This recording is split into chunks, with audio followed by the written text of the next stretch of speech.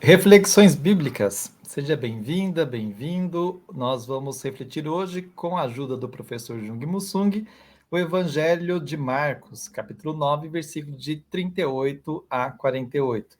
Acompanha na sua Bíblia. Eu vou fazer a leitura aqui. Nós propusemos como tema: quem não é contra é a favor de Jesus. Diz assim: João disse a Jesus: Mestre, vimos um homem que expulsa demônios em teu nome, mas nós lhe proibimos, porque ele não nos segue. Jesus disse: Não lhe proíbam, pois ninguém faz um milagre em meu nome e depois pode falar mal de mim. Quem não está contra nós, está a nosso favor. Eu garanto a vocês: quem der a vocês um copo de água porque vocês são de Cristo, não ficará sem receber sua recompensa. E se alguém escandalizar um desses pequeninos que acreditam, seria melhor que ele fosse jogado no mar com uma pedra de moinho amarrado no pescoço. Se a sua mão é ocasião de escândalo para você, corte-a. É melhor você entrar para a vida sem uma das mãos do que ter as duas mãos e ir para o inferno, onde o fogo nunca se apaga.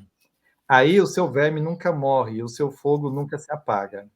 Se o seu pé é ocasião de escândalo para você, corte-o. É melhor você entrar para a vida sem um dos pés do que ter os dois pés e ser jogado no inferno. Aí o seu verme nunca morre e o seu fogo nunca se apaga. Se o seu olho é ocasião de escândalo para você, arranque-o. É melhor você entrar no reino de Deus com um só olho do que ter os dois olhos e ser jogado no inferno, onde o seu verme nunca morre e o seu fogo nunca se apaga. Jung, aqui nós temos alguém que faz milagres em nome de Jesus, alguém que anuncia algo parecido com Jesus, não pode ser contra ele. Esse tema a gente propõe como que alguém que não é cristão pode ser a favor de Jesus? Ou não é bem essa reflexão?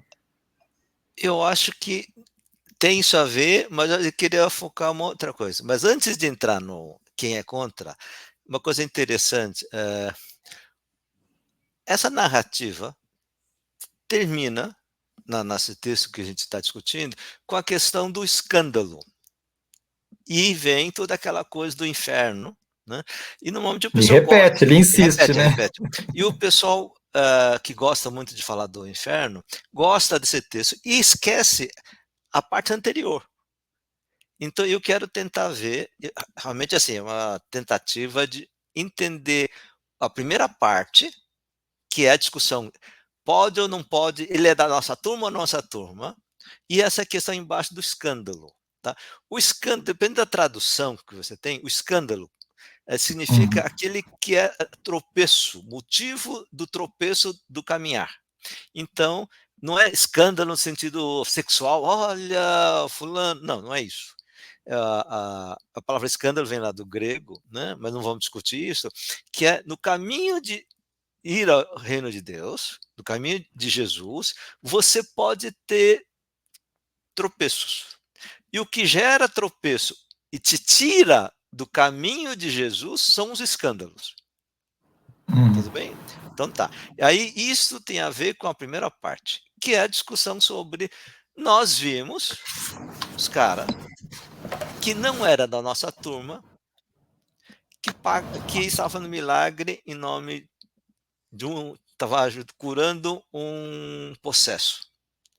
A gente sabe, né, que já falamos dessas coisas, que antigamente as pessoas via sofrimento, dores, doenças e achava, na medida que não vê por que, que as pessoas estão sentindo mal. Quando você tem um corte, tudo bem, você já viu. Mas quando você não sabe, e a angústia, o sofrimento, a dificuldade de falar, a raiva e essas coisas. Então, isso é coisa do demônio, é possessão. Então, quando fazer o bem, então, fazer o milagre é fazer uma coisa boa em nome de Deus, que tira da possessão, que isto é, tira o sofrimento.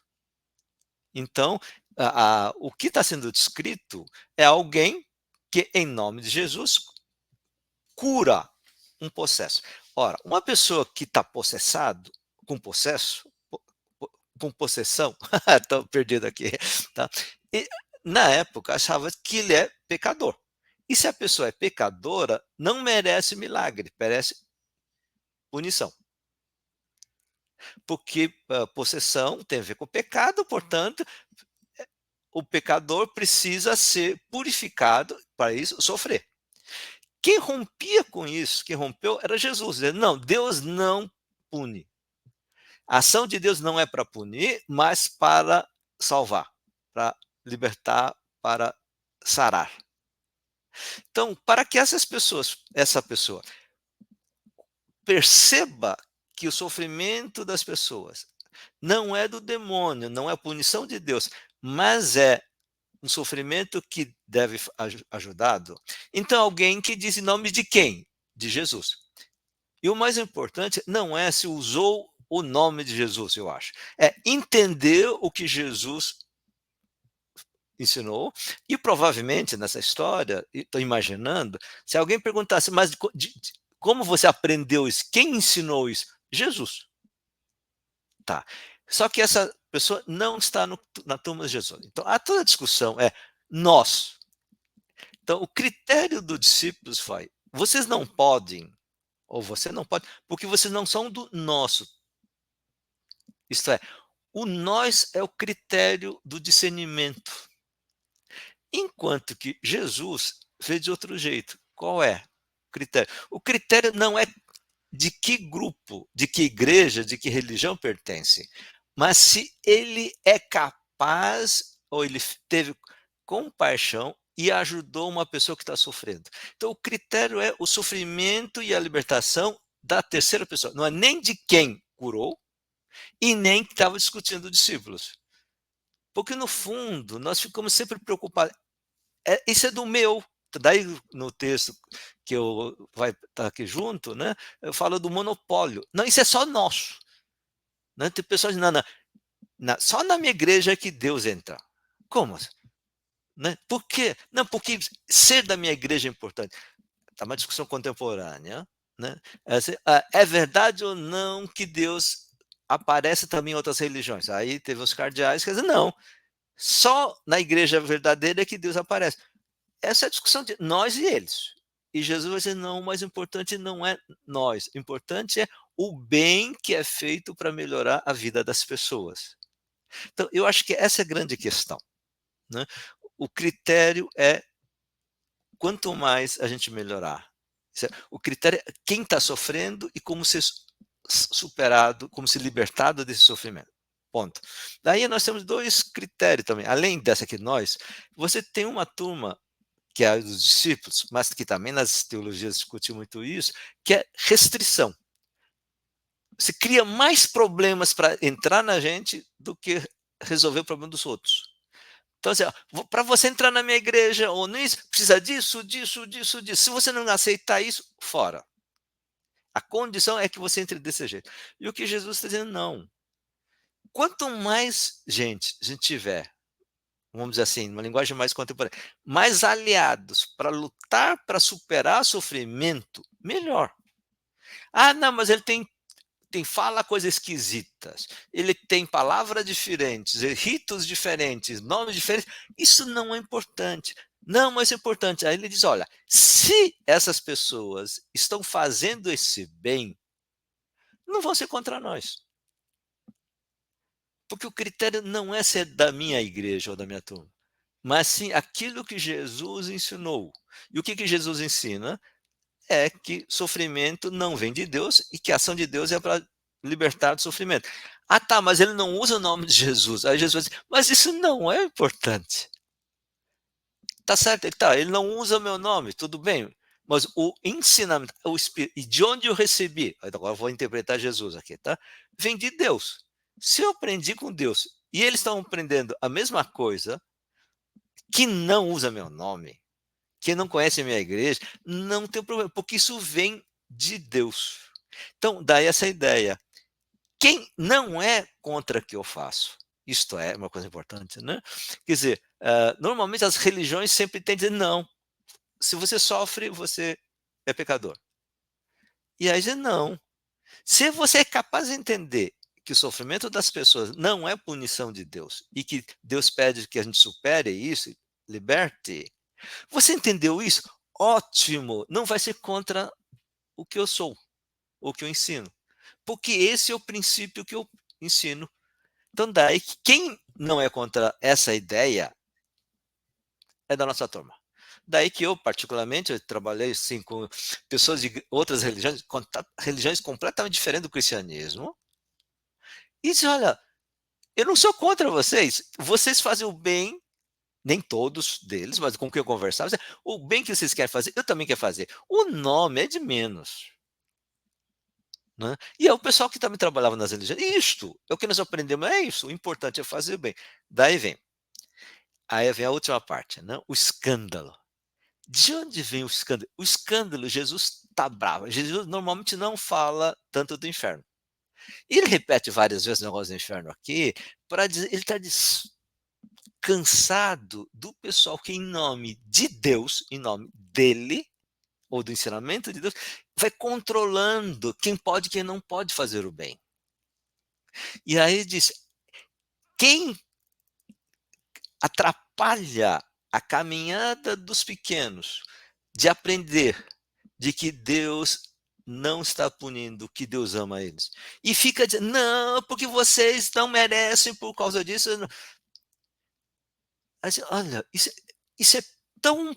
O Jesus disse, isso é a pior coisa que eu tenho.